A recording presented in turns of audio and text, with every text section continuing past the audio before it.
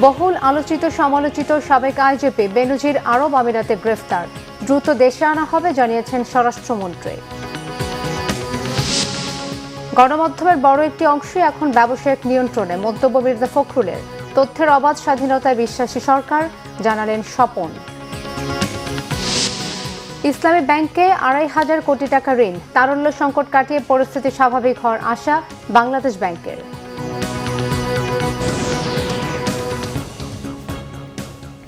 দেখছিলেন crown cement সংবাদ শিরোনাম, এবারে বিস্তারিত।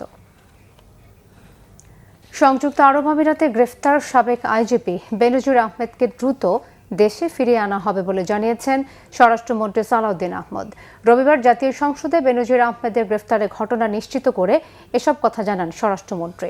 রবিবার সংসদের অধিবেশন শুরু হলে ৩০০ বিধিতে দেয়া বিবৃতিতে সালাউদ্দিন আহমদ জানান, ১২ জুন সংযুক্ত আরব আমিরাত পুলিশ বাংলাদেশকে জানায় দুদকের মামলায় ইন্টারপোলের সহযোগিতায় বেনজির আহমেদকে গ্রেফতার করা হয়েছে। বর্তমানে তিনি সেখানে পুলিশের হেফাজতে রয়েছেন। তাকে ফিরিয়ে আনার জন্য প্রয়োজনীয় আইনি প্রক্রিয়া শুরু করবে সরকার।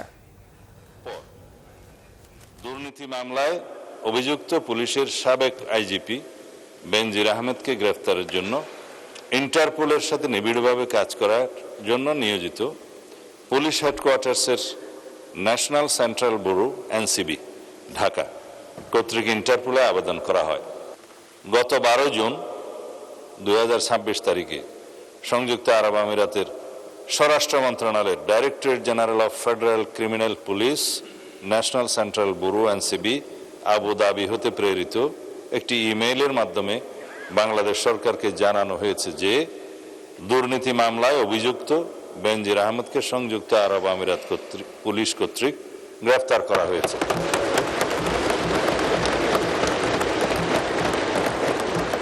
এবং তিনি বর্তমানে সেখানে আটক আছেন। আনুষ্ঠানিক এক্সট্রাডিশন রিকোয়েস্ট প্রেরণ করে এনসিবি আবুধাবির সাথে সমন্বয়পূর্বক অতি দ্রুতই তাকে বাংলাদেশে নিয়ে আসা হবে। আমরা জাতিকে আশ্বস্ত করতে চাই যে অপরাধী যত শক্তিশালী হোক না কেন, আইনের ঊর্ধ্বে কেউ নয়। গণমাধ্যমের বড় একটি অংশ ব্যবসায়িক স্বার্থের নিয়ন্ত্রণে চলে গেছে, মন্তব্য করেছেন বিএনপি মহাসচিব ও স্থানীয় সরকার মন্ত্রী মির্জা ফখরুল ইসলাম আলমগীর। চাটুকারিতার সংস্কৃতি কিভাবে প্রতিষ্ঠা করতে হয় তা আজকের অনেক মিডিয়া হাউস খুব ভালোভাবেই রপ্ত করেছে বলেও মন্তব্য করেন তিনি। মির্জা ফখরুল বলেন, জিয়াউর রহমানকে নিয়ে দেশে এখনো পর্যন্ত পর্যাপ্ত গবেষণা হয়নি। তার মতে বাংলাদেশি জাতীয়তাবাদের ধারণা প্রতিষ্ঠার মাধ্যমে দেশের মানুষের মধ্যে আলাদা জাতিসত্তার চেতনা তৈরি করেছিলেন শহীদ জিয়া। সকালে জাতীয় প্রেস ক্লাবে এক আলোচনা সভায় তিনি এসব কথা বলেন। একই অনুষ্ঠানে তথ্য সম্প্রচার মন্ত্রী জহিরুদ্দিন স্বপন বলেন, স্বাধীন গণমাধ্যমের বিকাশে জিয়াউর রহমানের ভূমিকা ছিল অনন্য। তিনি গণমাধ্যমকে রাষ্ট্র ও সমাজের আয়না হিসেবে দেখতেন।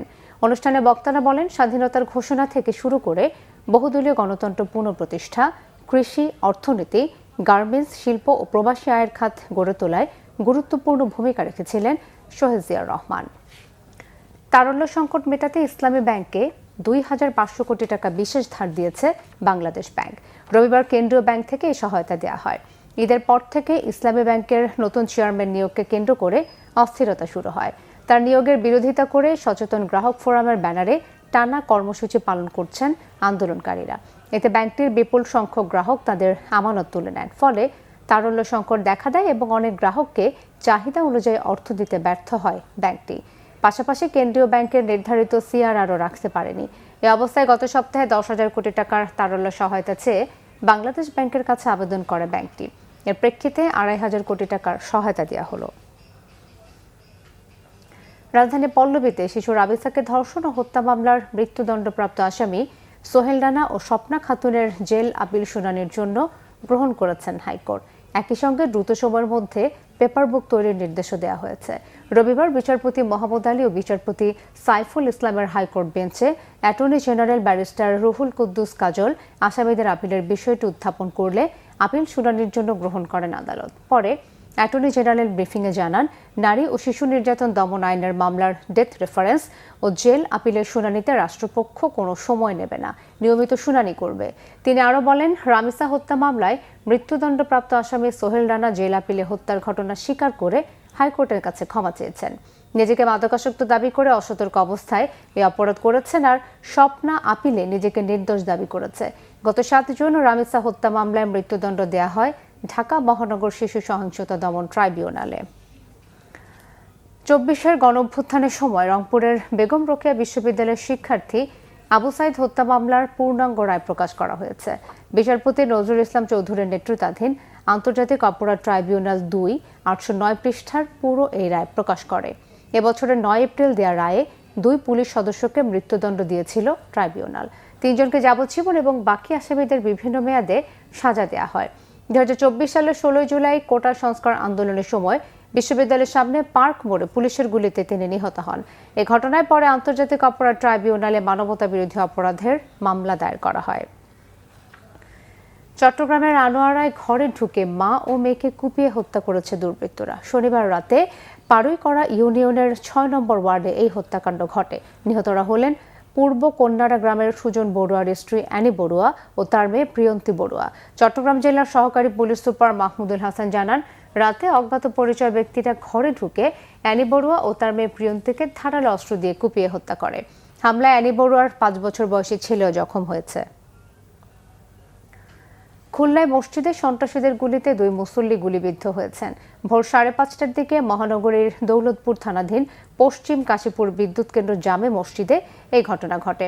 গুলিবিদ্ধরা হলেন মসজিদ কমিটির সেক্রেটারি লোকমান হাকিম এবং আলম মণ্ডল।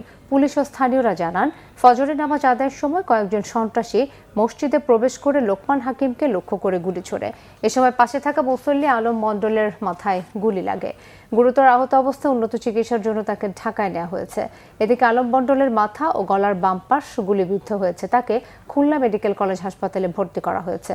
বিষয়টি নিশ্চিত করেছে খুলনা মেট্রোপলিটন পুলিশের সহকারী কমিশনার মোহাম্মদ আব্দুর রাজ্জাক। চুয়াডাঙ্গার সীমান্ত দিয়ে 11 জন ও কুড়িগ্রামের 2টি সীমান্তে 9 জনকে পুশিনের চেষ্টা রুখে দিয়েছে বিজিবি। এদিকে কুষ্টিয়া, শেরপুর, পঞ্চগড় সহ দেশের বিভিন্ন সীমান্তে টহল জোরদার করা হয়েছে।